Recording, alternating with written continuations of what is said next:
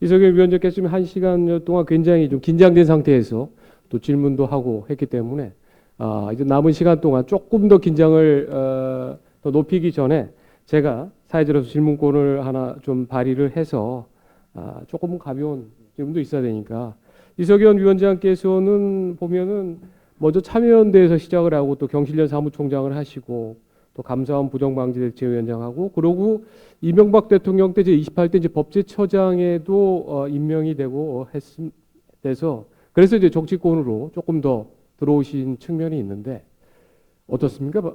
지금 시민단체 일을 하고 그렇게 하다가 이명박 대통령하고는 어떻게 인연이 됐고 또 이명박 대통령은 어떻게 평가하는지 이 자리에서 한번 좀 들어보고 싶습니다.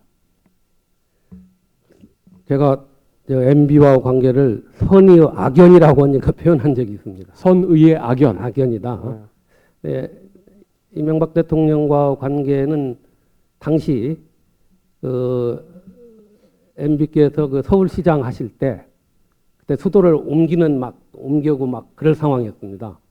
저는 이 수도를 옮기는 건 좋다. 그렇지만 헌법이 정한 절차를 거쳐서 해야 한다. 법률만은 안 된다 해가지고 제가 관수헌법 이론을 개발해가지고 결국 헌법재판소가 그걸 받아들임으로써 수도이전법 자체가 유엔 결정이 났었습니다. 이때 이제 저보고 그 헌법소원을 좀 해달라 주변에. 그래서 제가 왜 그 주변에 많은 그 법조인도 알고 계시고 하시는데 또 친구분도 계신데 저한테 그럽니까? 그러면서 많은 분들이 있는데 그분들은 이리저리 다 회피한다. 뭐 노펌 대표를 맡고 있다 어쩐다. 저는 뭐 그거 관계없이 제가 헌법소원을 낼 겁니다. 이건 헌법적 절차를 거치지 않는 유연적인 것은 있어서는 안 된다. 근데 그걸 계기로 이명박 대통령하고는 알게 됐고 그 이후로도 쭉 그 헌법적 문제에 대해서 상의를 해왔었습니다. 그리고 글쎄요, 저는 그 MB 대통령 때도 굉장히 그 법제처장 할 때도 제 소신 발언을 많이 했습니다. 그 당시 쭉 그 언론 검색을 하면 나올 겁니다. 근데 지난번에 제가 통합위원장 취임하고서 좀 있다가 대통령을 만났어요. MB 대통령을 만났었는데 그때 제가 그런 말씀을 드렸어요. 지난번 제가 2년 6개월을 법제처장 하면서 소신 발언으로 인해서 상당히 심려를 끼쳐드린 점 죄송합니다 했습니다. 그렇지만 당시 MB 대통령 나도 그걸 다 알고 있었다. 또 측근 중에서 참모들 중에서는 가르치야 한단 말까지 하더라.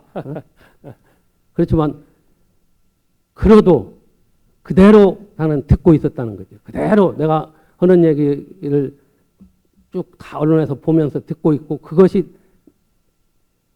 저를 돕는 것이다. 나를 돕는 것이다. 이런 말씀을 하셨는데 이게 진심인지 어떤지 모르고 상당히 다시 봤습니다. 적어도 직언을 받아들일 수 있는 아량을 지닌 그러한 지도자는 저는 비판해서는 아니더라고 봅니다. 물론 그 이후에 제가 나오고 그 이후에 저는 같이 직언을 할 수 있는 기회가 없었기 때문에 그 후반기에 문제가 불거져 가지고 결국 그런 불행한 사태까지 온 데 대해서도 좀 안타깝게 생각합니다. 선의의 악연이라고 한 게 이명박 전 대통령이 구속된 걸 보고 말씀을 하신 건가요? 아니죠. 그건 아니죠. 그런 점에서 만났는데 그 뒤에 제가 주장했던 이러이러한 점에 대해서 큰 틀에서 받아들이지 않았다는 거죠. 인사정책에 대해서 저도 얘기를 했어요. 제가 뭐 하고 싶다는 게 아니었고 찾아가서 뵙고 직접 여민관 거기서는 뵙고 그랬어요. 안 받아들였어요. 제가 직언했던 그 문제점 다 드러나가지고 구속된 사람도 꽤 있었어요. 여기서 일일이 말씀 안 드리겠습니다. 네, 알겠습니다.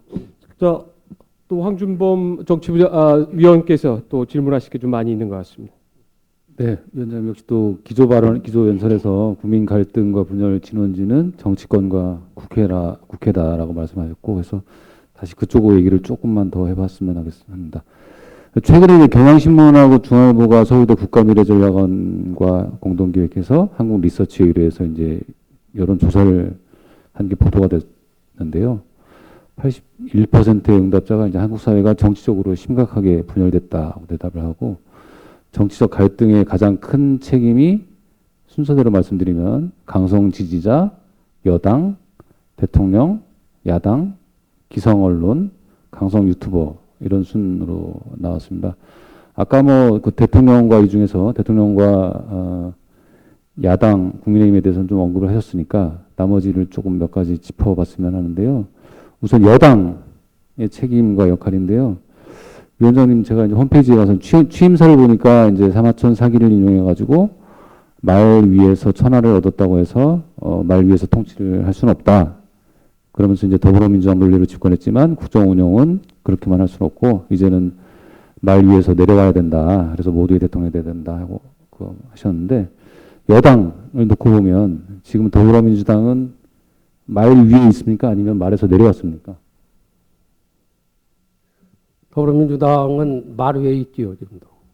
저는 대통령한테 그 말 위에서 내려와서 모두의 대통령이 되라는 취지로 얘기를 했는데 지금도 그런 전투태세로 가고 또 전체를 아우르는 야당 다수당으로서의 그런 역할은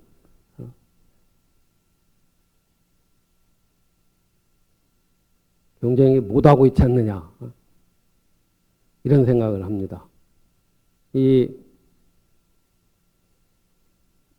여당의 지금 몇몇 의원들이 여러 가지 지금 뭐 공천 헌금이네 또는 뭐 이런 데 관련돼 가지고 문제가 되고 있고 뭐 특검 문제도 나오고 등등 합니다만은 과감하게 왜 저는 그랬어요. 그 사무총장이 언론 브리핑하는 것을 보니까 뭐 소수 인사의 일탈로 본다. 이런 표현을 하길래 또 야당에서 뭐 잘못되면은 저건 정당 해산 사유까지 간다 뭐 이렇게 얘기를 하는데 이런 이중잣대를 가지고는 그리고 힘이 있고 가진 자이기 때문에 좀 더 받아들일 건 과감하게 받아들이고 그래도 나름 문제가 없습니다. 더 잘 나갑니다. 그런 아량을 좀 가졌으면 좋겠습니다. 결국 여당이 강성으로 가가지고 밀어붙인 각종 개혁 입법이나 또는 헌법부 정신과 어긋나지 않는 이런 입법들은 나중에 전부 다 이 대통령한테 떨어지는 겁니다. 진정으로 대통령을 위한다면은 좀 더 오히려 과감하게 정부에 대해서 채찍질을 여당이 좀 해 주십시오. 국민들이 원할 겁니다. 그러면은 야당도 그렇게 극단으로 치닫지는 못하리라고 봅니다. 제가 종교계 지도자들을 일일이 만나고 7대 종단 명의로 국민 화합을 통한 메시지를 한 4일 전에 냈습니다. 3일 전에. 이때 종교계 지도자들의 공통된 의견은 어제 대통령께서 종교계 지도자들 초청해서 이렇게 오찬을 하신 걸로 알았습니다. 거기서는 얘기를 안 할 겁니다.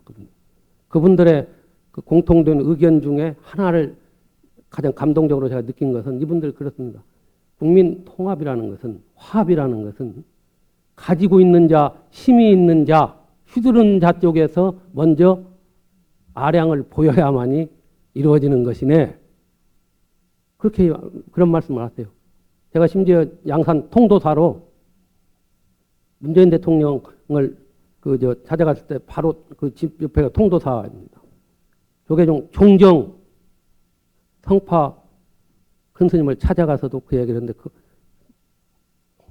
큰 스님께서도 그런 말씀을 각자가 가는 길 막지 말고 힘있는 자가 서로 양보하면서 같이 갈 수 있도록 해달라.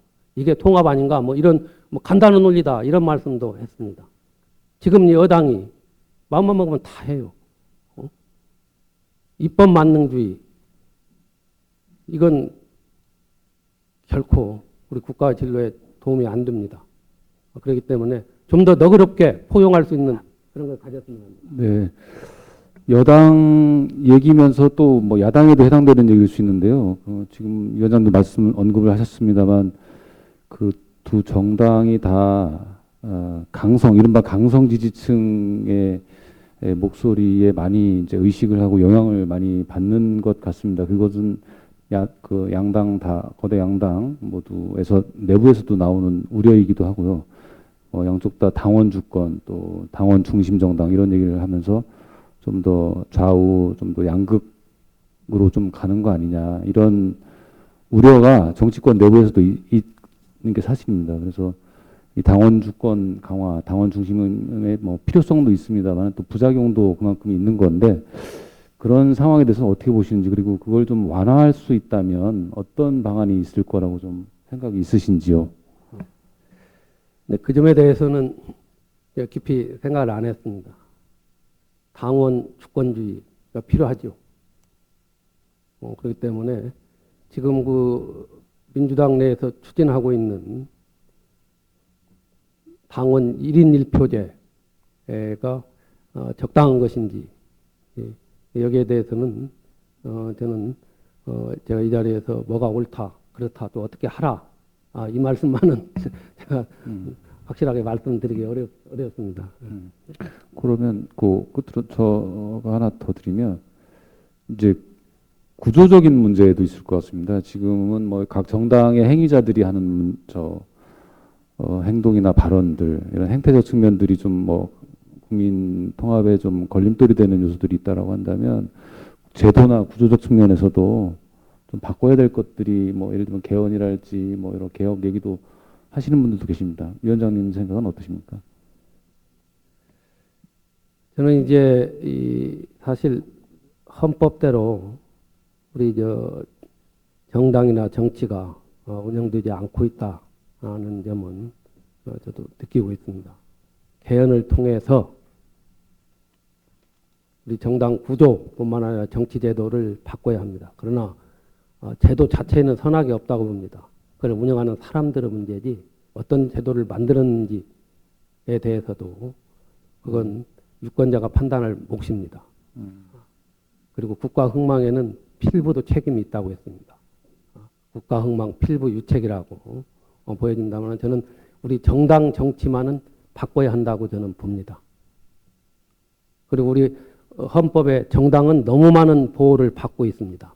지금 세계 어느 나라 헌법을 봐도 정당을 헌법상의 규정으로 해가지고 그 지위를 격상해서 지위를 부여하고 있는 나라는 독일 기본법에는 없습니다. 독일 기본법은 나치의 그 쓰라린 것을 그런 경험을 거울 삼아서 다시는 되풀이되지 않기 위해서 한 겁니다. 우리 헌법은 정당에 대해서 과도하게 보호하고 있고 지금도 정당 아주 조문을 주어가지고 합니다만은 정당은 정당법에 의한 결사 아니면 일반 결사로 다른 외국처럼 보호하는 단체로 되고 국가의 지금도 한 1,000억 가까운 돈이 지금 세금으로 정당에 지원을 하고 있습니다.